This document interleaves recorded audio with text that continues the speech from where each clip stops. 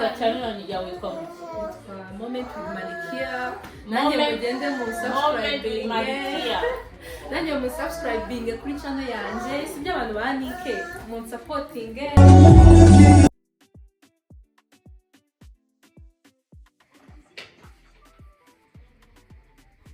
maze kubera ukuntu dukoye nyine nateguye akameza kanjye abashyitsi umva nyine I'm so excited yo guteka inyama bita schnitzel inyama zidatinda cyane n'abasilamu ntabwo batengurwe ntabwo batekengurwe ngiye gukora tak ko bari mu nzira deja nari maze guhata ibirayi dukoresha n'ibi ngibi drilling ntabwo ndubikate hanyuma nindagiza nkore n'isosi ya mushroom you know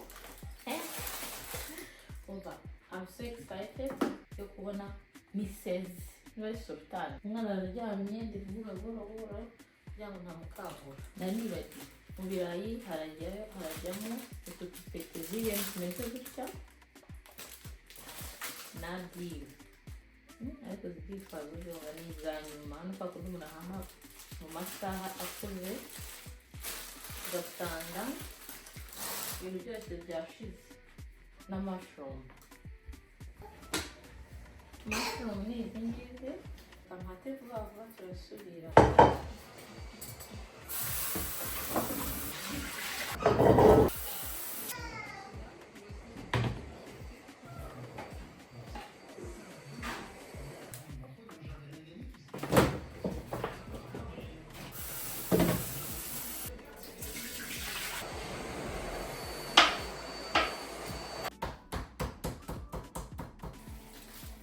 Mungu izi diri zimesha kufa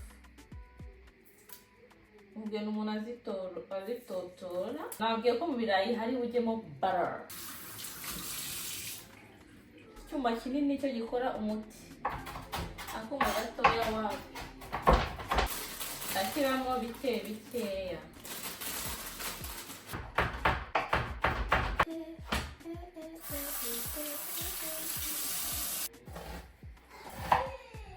ngaho bari gukata floti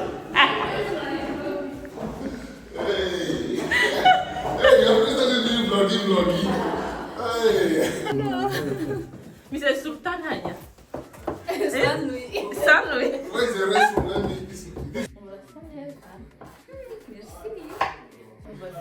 Hey guys, don't forget to subscribe. Yummy something. Yeah, uzi ukuntu ufite amafoto yawe ukiri akabebe ngwino. This one also. They are vlogging. Wabatindije Maliki.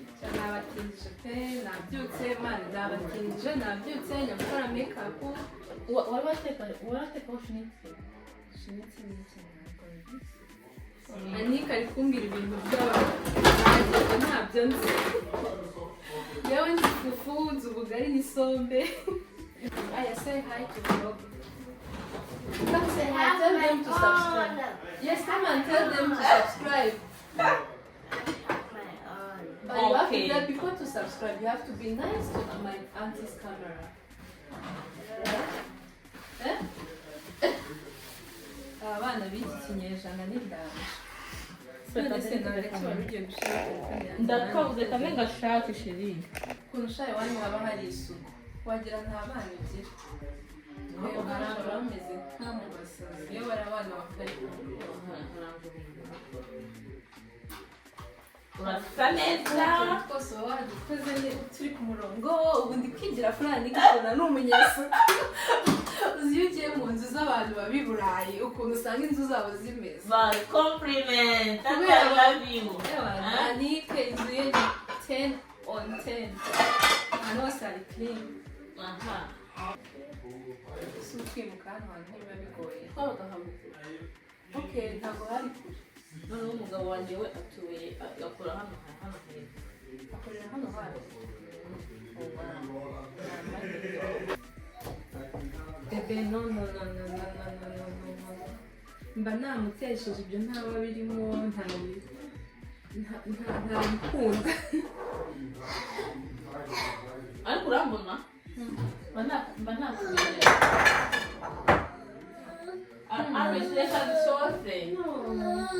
urashonje aya ni winure umwana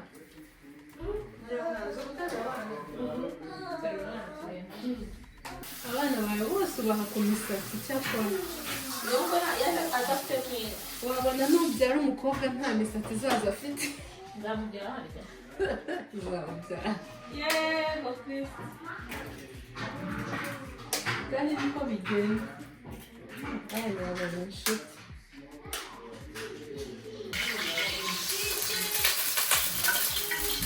washyizemo amavuta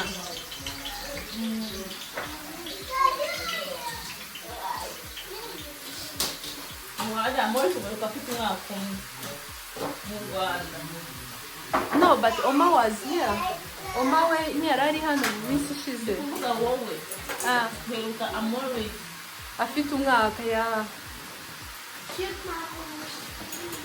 Ubagize imyaka 3.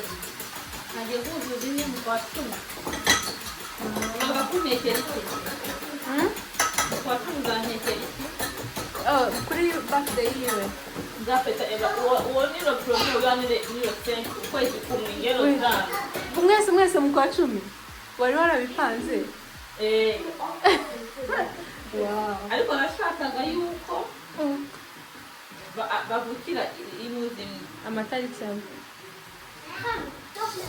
ariko miranga no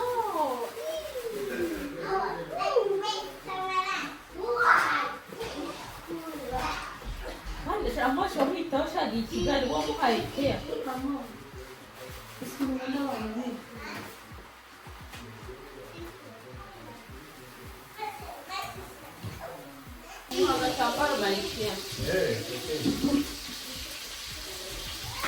Ani muheke. ntabwo wakwanduje Ndashyira agatambaro. reka muheke nta kibazo No. Ani. Igihe cy'uko rero no mu bebe. Oh! No byose arabyanze. Sorry. Nuza mu rugo sako uzabibona. 6 ukambara imyenda y'amayero 500 None se ndisiga amavuta kuko naragerageje urabona kera nari ndwaye. kandi hano warabimbwiye koko Nagerageje amavuta yose ahenze birahanga ndabyihorera bisubira nyine ku mavuta. uyu mama yambara ikintu bita Chanel Mrs Chanel Anike ntababeshye. zapime zawe ziri hejuru Anike ntababeshye. ndabeshya kandi ubyambara Nimwite ku byo Anike avuga. zaniramutu tube make yayo zaniramuye yizane yizane ndabivuga no sibyo Mrs Versace Chanel haya nite yindi yayo agasakoshi kawe gatoya Anike ndeka. ese mbwira Ntayo. iyo nzanye n'umukobwa w'umusirimu rero Anike rwose. Natanye n'umwete. haya ni labutine ufite n'amake ya labutine yamuye dufite munsi mutuku The marinette yanjye. Ndakanda bane. Okay guys, we are going in part 2. Jewe rwose natekinze over Anike's vlog. Sinzi utuntu ari kuvangamo ubu nanjye ndimo ndiga. umunsi nanjye bazaguteza Uzantesha umutwe. Urabona? Nikabateka utuntu twiza. Hanzuminge murebe. Reba ukuntu biryoshye we. Biryoshye ntaranabirya ndi kubyumva.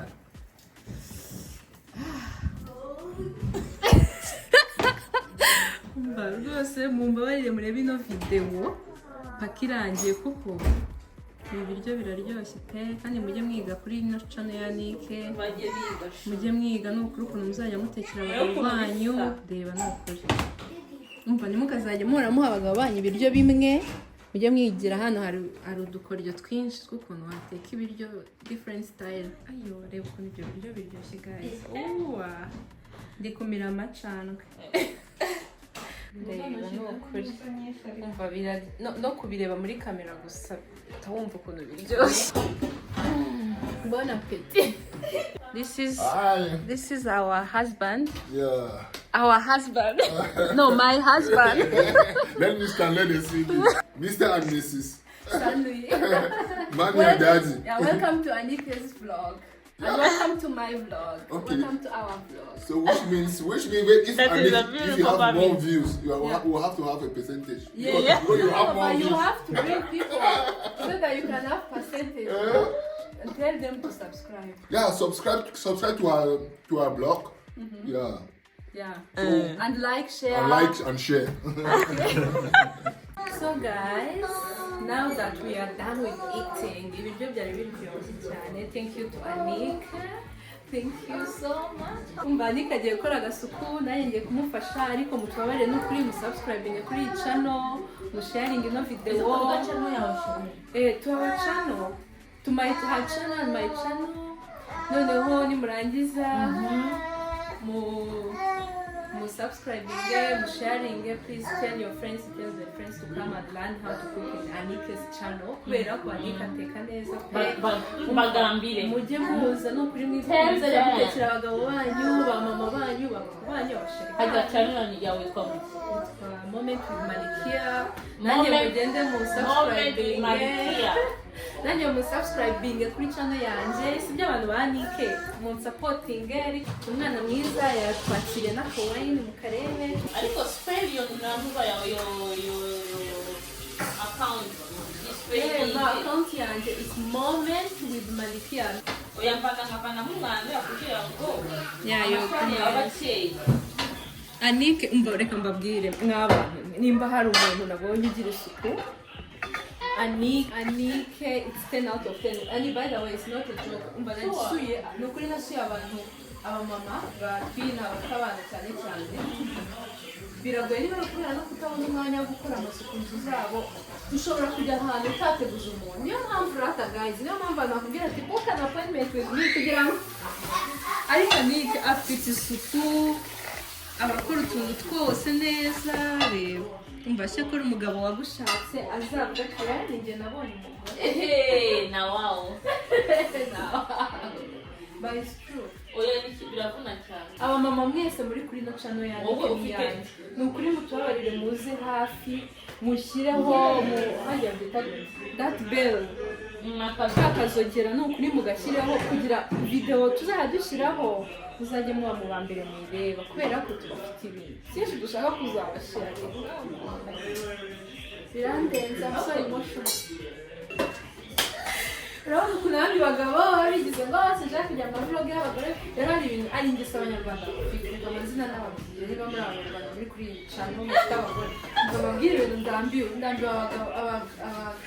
abanyarwanda.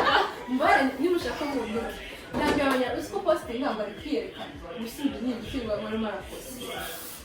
Wa posting umugabo wawe ngo wenda posting cyane. Reka ntabwiye mu kintu cyo posting ishyano. Jadi posting amashyano yacu mujye mutubabarira. Ubwo abanyarwanda reka twenjoying ino natwenjoyinze uri wenyine wabigenda gute. Hano rero urabyuka kwivugana. Ubwo rero kamera ntiyaba ari inshuti basi ukapfa kuvuga ko ushobora no kugagaruka. Sinkubeshye n'ukuri uziko n'abantu babonye twe dufite amahirwe dufite abana abagabo. Uziko wenyine uzi umuntu uvugana nawe babwire tips ikintu kimwe sibyo. Yego ntabwo ari ibintu byoroshye barametse umwana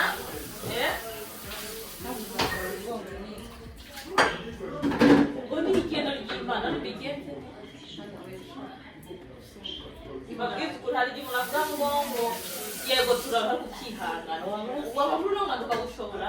Ibyo rero binanira abamama ugasanga amazu yabo yego hari igihe ukunebwe gufata fe birumvikana ariko hari igihe nabwo umurwanya ndabeshya nk'umufite abashyitsi ngo ndase ngo mushaka ngo ngende ngo nenjoye ikiganiro usanga mu ijoro harageze umwana narize umwana agomba koga undi agomba konka usange ibyo mu biraraye mu gitondo usange n'induru breakfast urategura gute amasa nabi saa sita ngo ndamuka reka ngo ngiye kuba nduhuze ugasura nuko akazi kaba kenshi.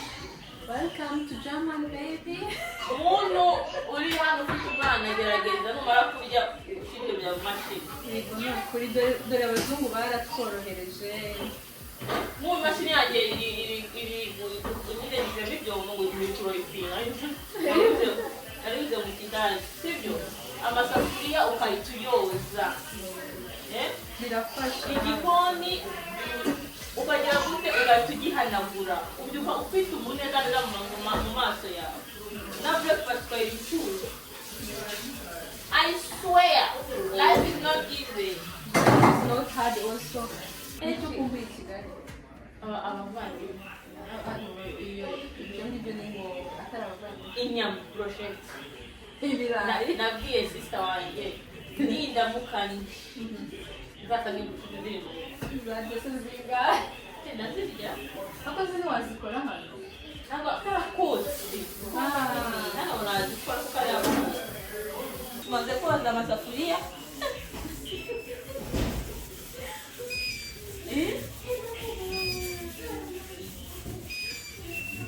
hanyuma ukaduciringa nane n'abashyitsi bawe igikoni gisa neza ndareka cyane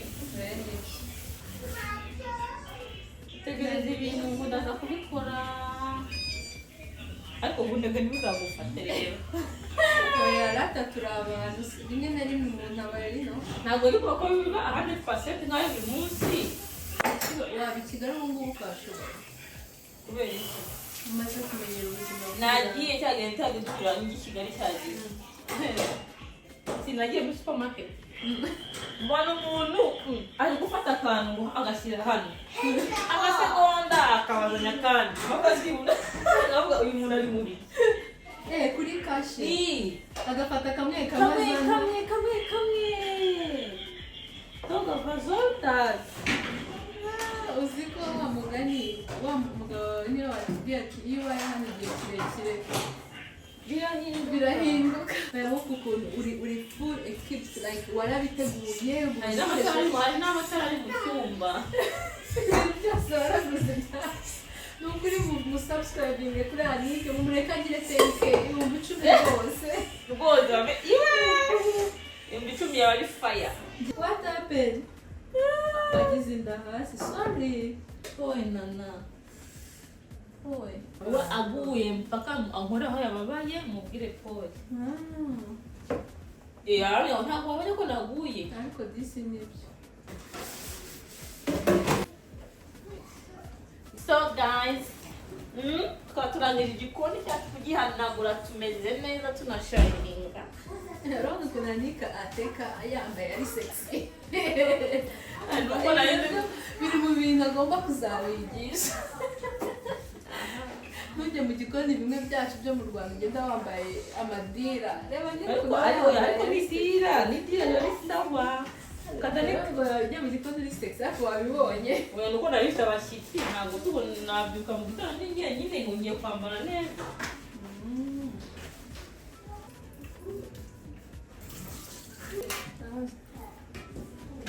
Ibanga nababwira hari abantu ubona ashaka wowe ufite ubuzima ziracyari zimwe twe duhora mu mazi iteka ryose igerageza urebe ukuntu nyine ushyiraho agakiremu kawe intoki nyine reka ukuntu ziba zabaye zikira zikaba umweru uzashoboye kwambara ga koresha intoki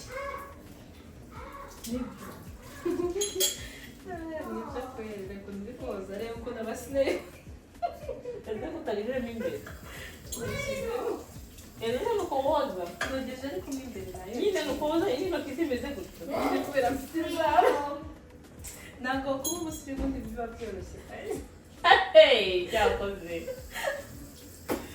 aha izo nzara zose nuko ari ndende n'aka kantu kariho kagenda gatega ibintu ariko iyo ari izisanzwe ariko sizishyira buri munsi mu mwanya se nawubona ngirirwa ndi mu kazi nanjye so umva tugende gatoya muri salon yambi yambaye nete tureko zikubereye ubu tugiye mu by'amagambo ziranakubereye da da